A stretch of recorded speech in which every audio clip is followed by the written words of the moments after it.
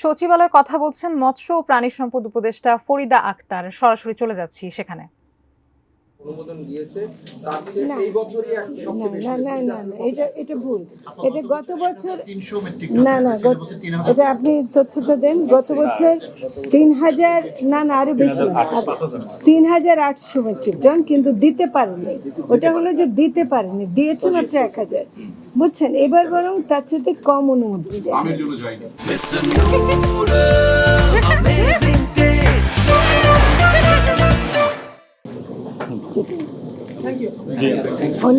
ঠিক আছে, ধন্যবাদ আপনাদেরকে। আমরা আমাদের এই কারণে ঢুকছে সবাই।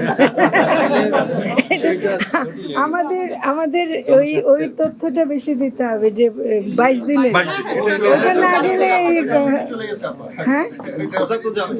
হ্যাঁ ওইটা দিতে হবে, কারণ ওইটা সবার প্রচার করা খুব জরুরি।